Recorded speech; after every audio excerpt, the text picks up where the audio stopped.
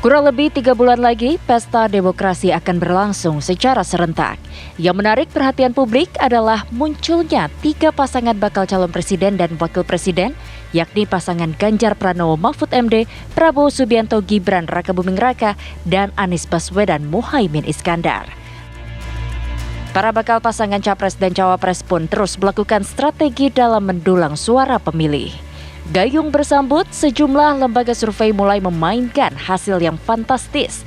Angka survei duet Prabowo Subianto Gibran Rakabuming Raka yang meroket di atas 40% meninggalkan 2 pesaingnya Ganjar Pranowo Mahfud MD dan Anies Baswedan Muhaimin Iskandar. Jajak pendapat terbaru Poltreking Indonesia menyebutkan elektabilitas pasangan Prabowo Gibran berada di angka 40,2%, sedangkan Ganjar Mahfud 30,1% dan diikuti Anies Muhaimin 24,4%. Sebelumnya survei Carta Politika masih mengunggulkan Ganjar Mahfud meski angkanya tipis dengan Prabowo Gibran. Survei Carta Politika juga menyebut ada tren positif dari pasangan Anies Muhaimin. Sementara Populi Center, angka Prabowo Gibran menyentuh 43,1%. Hasil survei ini tentunya masih dinamis dan terus berubah, namun hasil tiap lembaga survei masih menunjukkan angka berbeda. Masyarakat harus pintar membaca data karena saat ini kepercayaan publik sedang diuji oleh lembaga survei yang murni atau sebagai konsultan politik capres-cawapres. Tim TV One mengabarkan.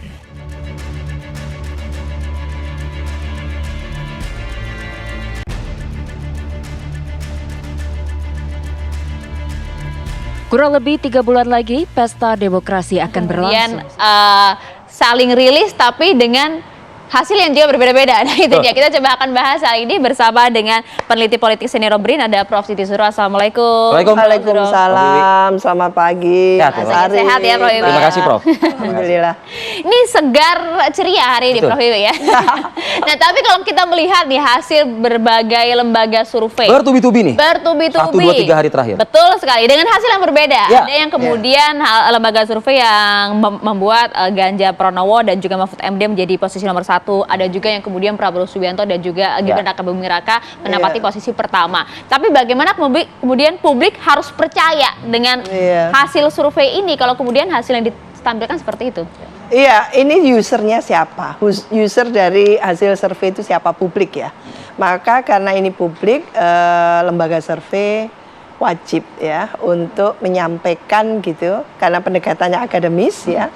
Ini disampaikan seterang benderang mungkin, setransparan mungkin, dan seakuntabel mungkin, gitu ya.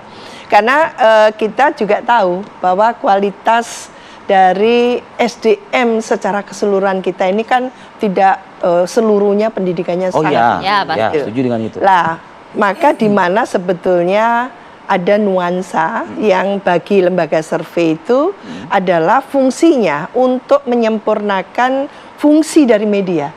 Jadi media itu adalah pilar kelima demokrasi.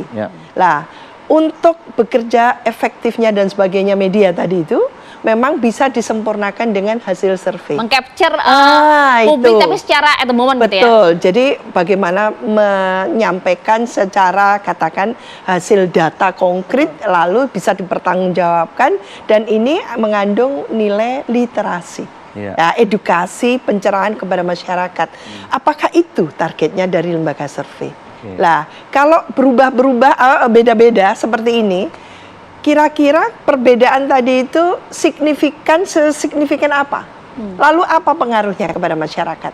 Maka kalau menurut saya memang usernya semua pemilu ini masyarakat kan. Jadi rakyat kita ini yang harus diedukasi. Supaya memahami betul apa sebetulnya survei itu. Ketika survei mengatakan gitu ya, hasil persentase tertentu untuk masing-masing pasangan calon, itu maknanya apa? Apakah itu dinamis saja? Apakah itu menggambarkan nantinya gitu ya, klimaksnya akan katakan gitu ya, didominasi oleh pasangan tertentu.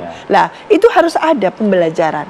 Karena memang itu yang kita harapkan ya, untuk pemilu ini adalah pemilu yang betul-betul terkonsolidasi nantinya, menghasilkan hal yang kita naik kelas gitu loh. Pemilih kita secara artinya kualitas. Harus lebih kritis lagi, tidak hanya setiap ada hasil survei melihat hasilnya saja, tapi juga metodologi yang digunakan seperti Iya. apa, lokasi pemilihan dan lain-lain Iya, gitu ya. siapa saja respondennya, Respondennya. atas dasar apa, bagaimana pertanyaannya, kualitas iya. pertanyaan itu menggiring atau cuman Nah. multiple choice gitu ya? Ada banyak juga masyarakat yang sepertinya kan kalau tadi kan Prof Wiwi ini kan menyampaikan SDM kita kan masyarakat kita kan berbeda-beda ya gitu loh. Tapi sudah semakin banyak yang memahami, bahkan juga sudah langsung mungkin menjustifikasi begitu.